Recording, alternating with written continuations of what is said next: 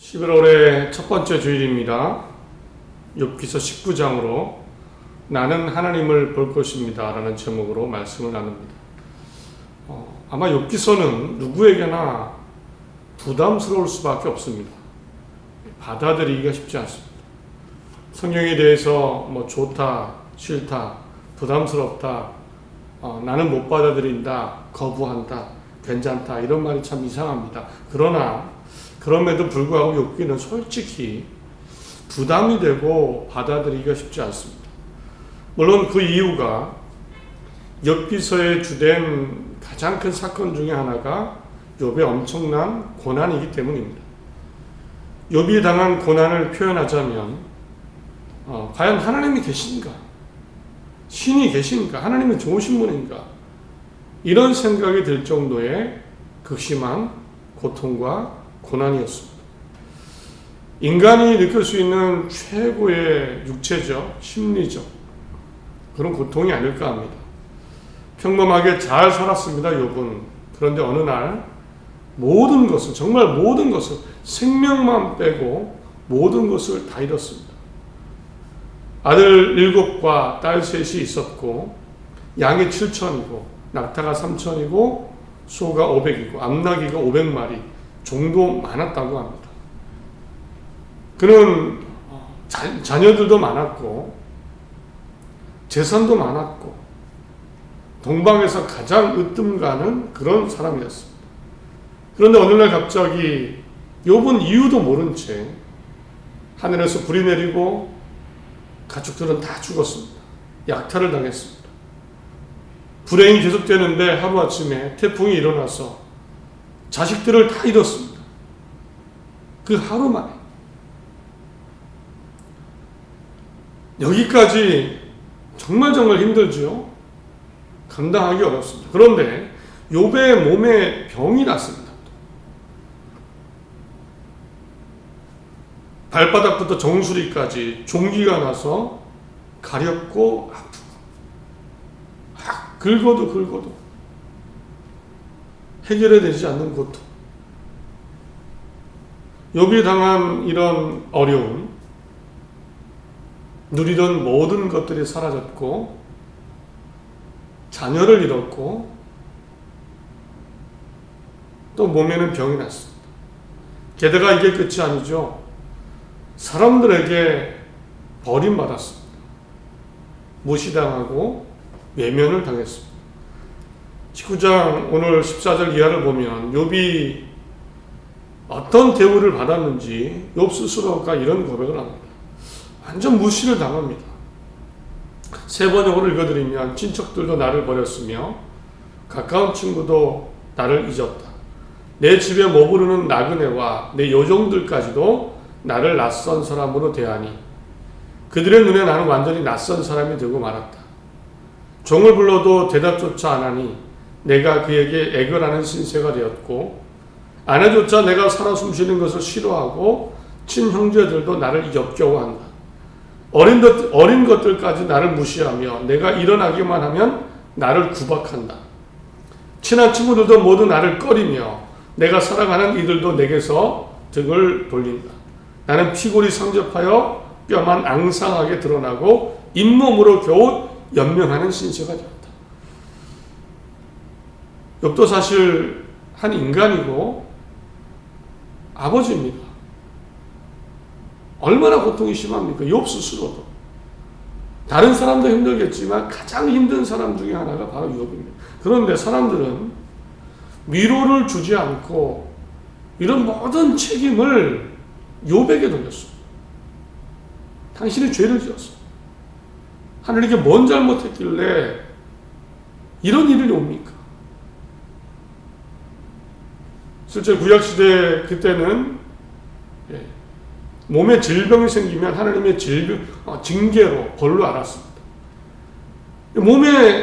온몸에 종기가 났으니까 사람들은 생각한 겁니다. 욥이 죄를 지었어. 하나님께 벌을 받고 이런 재난, 사람이 죽습니다. 너가 죄를 지어서, 친구들이 그렇게 말하죠, 실제로. 너가 죄를 지어서 대가를 치르는 거다. 불의해서 이런 일을 당한 거다. 내가 죄를 지었기 때문에 하나님이 징벌을 내리십니다. 욥은 이렇게 사람들에게 모든 화살을 받으며 재산도 모든 것들, 몸도 가족도 관계도 다 끊어졌습니다. 이런 욥의 내용을 보면 부담스럽죠. 욥의 이런 일들을 보면 수용하기가 쉽지 않습니다. 그런데 사실 욥의 이야기, 욥기가 더 부담스럽고 받아들이기 쉽지 않은 이유가 있는데, 그것은 욥은 잘못이 하나도 없습니다. 없다는 점입니다. 잘못한 게 하나도 없습니다. 하나님을 잘 섬기고 경외했습니다. 착하고 바르게 살았습니다. 1장 1절 보면 우스 땅에 욥이라 불리는 사람이 있었는데 그 사람은 온전하고 정직하여 하나님을 경외하며 악에서 떠난 자. 하나님 앞에 온전한 삶을 살았습니다. 자기 자신은 물론이고 자녀들도 생일잔치를 하면 고기나 술을 먹고 부지 중에 하나님을 욕되게 하거나 죄를 지었을까봐 그 생일잔치가 끝나면 자녀들 숫자대로 하나님께 속죄의 번제를 드렸습니다. 얼마나 깨끗하고 잘 살았습니까? 하나님도 이런 욥을 인정하셨죠. 1장 8절 보면 여호와께서 사탄에게 이르시되 내가 내 종 욥을 주의하여 보았느냐. 그와 같이 온전하고 정직하여 하나님을 경외하며 악에서 떠난 자는 세상에 없다. 하나님도 인정하실 정도의 의인, 바른 사람입니다.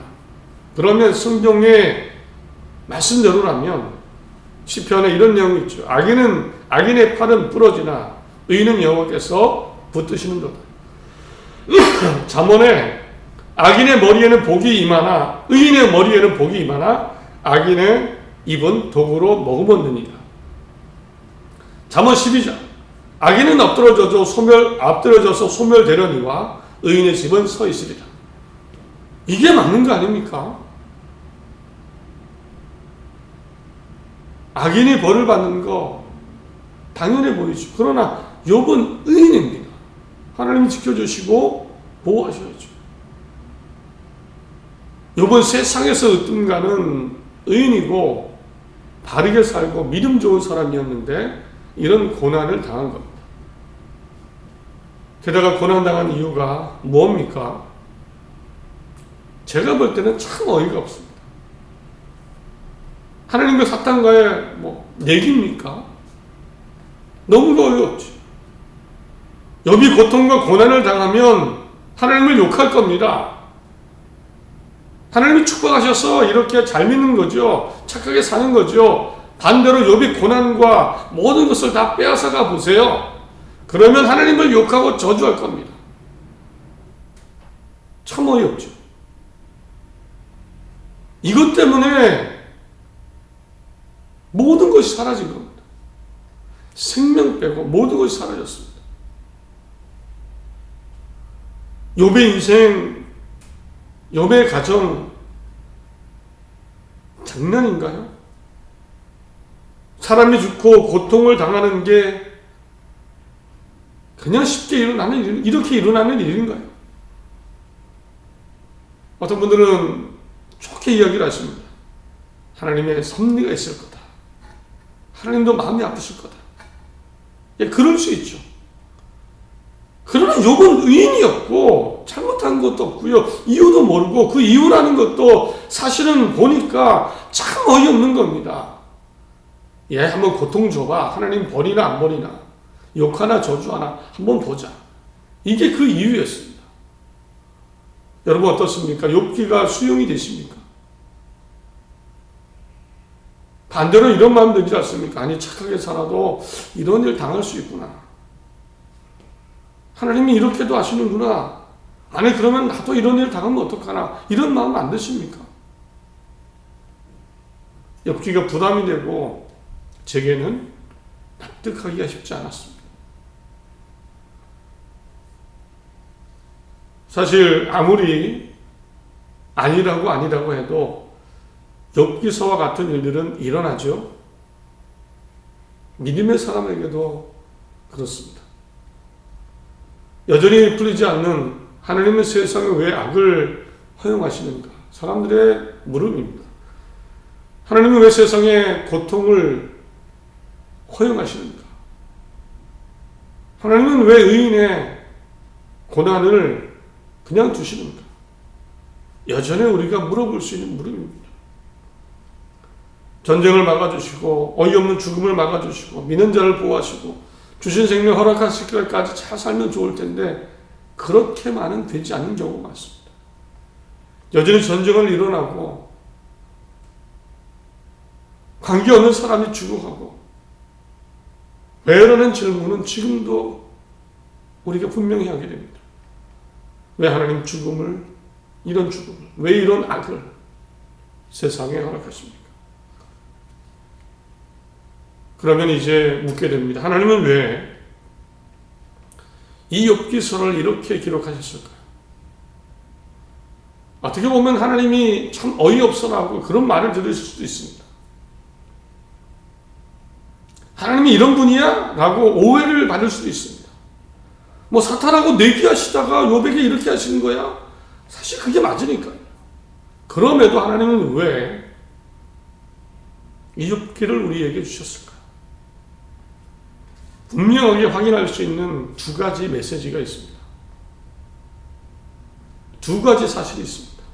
첫째는요, 역시 하나님은 욥과 함께 하셨고 욥을 회복하셨습니다. 하나님은 욥과 함께 하셨습니다. 끝까지 함께 하셨습니다. 생명은 건드리지 말고 내 마음대로 이게 끝이 아닙니다. 하나님은 욥을 지켜보고 계셨습니다. 그의 고난을 들으셨고 그의 고통을 기억하셨습니다. 그리고 욥에게 정말 직접 나타나셔서 그 절망적인 모든 것을 하나님은 회복하셨습니다. 욥기 마지막 24장 5절을 보면 이렇게 욥이 고백합니다. 내가 죽게 되어 귀로 듣기만 하였사오나 이제는 눈으로 주를 배옵나이다. 욥기 42장입니다. 내가 죽게 되어 귀로 듣기만 하였사오나 이제는 눈으로 주를 배옵나이다. 도저히 회복불능한 욥에게 하나님은 직접 나타나셨고 대화를 통하여 욥을 일으켜 세우십니다. 욥의 마음이 풀리기 시작하고 아픔이 낫기 시작했을 겁니다. 위로와 회복은 삶에서도 하나님이 허락하셨습니다. 42장은 욥이 그 이후 어떻게 되었는지 자세히 기록하고 있습니다. 재산을 회복시켜 주시는데 모든 것을 2배로 주십니다. 형제와 자매, 전부터 그를 아는 친구들이 다시 찾아오고 서로 끌어안고 기뻐합니다. 먹고 마십니다.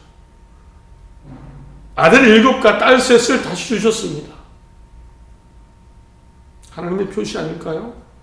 똑같이 아들 7, 딸 3 똑같은 숫자로 주셨습니다. 하나님의 메시지입니다. 140년을 더 살았습니다. 다른 헬라 번역 성경을 보면 욥이 고난당한 나이가 70세쯤이라고 합니다. 70세의 고난을 당하고 그 이후에 140년을 이제는 새로운 행복을 웃음을 누리며 산 겁니다. 손자를 4대나 보았고 그 기간 동안 오래 살다가 세상을 떠났습니다. 이렇게 기록합니다. 하나님은 모든 것이 이해되지 않는 끝까지 욥은 내가 왜 이런 일을 당했는지 알지 못했습니다. 그러나 하나님은 욥과 함께 하셨고 하나님의 역할을 다 해주셨습니다. 욥을 회복하신 겁니다. 이제 두 번째 분명한 사실이 있죠. 바로 욥의 행동입니다. 욥은 어떻게 행동했습니까? 물론 욥은 하나님을 원망했습니다. 하나님 왜 이러십니까? 원망했습니다. 자기 생명 존재까지도 원망했습니다. 너무 고통스러웠어. 삶을 원망했습니다. 태어난 생일을 저주합니다. 차라리 태어나지 않았으면 이런 일도 안 당할 텐데. 내 생일 존재를 원망하기도 하고 힘들어서 하나님께 원망을 아뢰기도 하고 호소하기도 하고. 그런데 중요한 사실이 있습니다.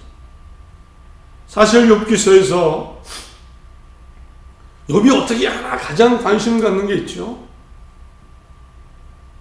과연 욥이 고통 중에 하나님을 저주할 것인가? 아닐 것인가?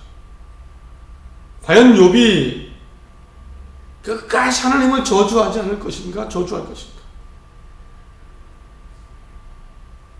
사탄이 하나님께 욥에 대해서 걸고 넘어진 부분이 있습니다. 하나님 지금 복을 주셔서 하나님을 잘 섬기는 것이고 만약 재산도 자식도 몸도 다 빼앗아 갔으면 하나님을 믿기는커녕 저주하고 욕할 겁니다. 사탄의 주장입니다. 1장 11절 이제 주의 손을 펴서 그의 모든 소유물을 치소서 그리하시면 틀림없이 주를 향하여 욕하겠나이다. 하나님께 욕할 겁니다. 2장 5절 이제 주의 손을 펴서 그의 뼈와 살을 치소서 그리하면 틀림없이 주를 향하여 욕하지 않겠습니까? 재산이 사라지면 하나님 당신에게 욕할 겁니다. 자, 이제 몸에 병이 나게 하면 자기가 고통 당해보면 스스로 몸이 아파서 분명 하나님을 저주하고 욕할 겁니다. 욥기서의 가장 큰 관심, 과연 욥이 하나님께 욕을 할 것인가, 저주할 것인가. 욥의 아내가 이렇게 얘기합니다. 욥에게 2장 9절 그의 아내가 그에게 이르되 당신이 그래도 자기의 온전함을 굳게 지키겠느냐? 하나님을 욕하고 죽으라. 온전함을 굳게 지키겠느냐? 끝까지 하나님 바라보겠느냐? 욕하고 저주하고 하나님 떠나고 죽어버려라.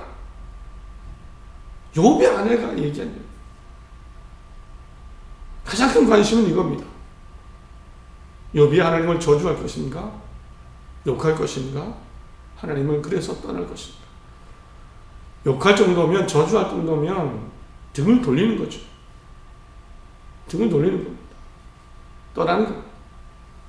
그런데 오늘 25절, 26절 욥이 고통 가운데 내뱉은 고백입니다. 나는 하나님을 볼 것이다. 내가 알기에 나의 대속자가 살아계시니 마침내 그가 땅에 서실 것이라. 내 가죽이 벗김을 당한 뒤에도 내가 육체 밖에서 하나님을 보리라. 세 번역으로 읽어드립니다. 그러나 나는 확신한다. 내 구원자가 살아계신다. 나를 돌보시는 그가 땅 위에 우뚝 서실 날이 반드시 오고야 말 것이다.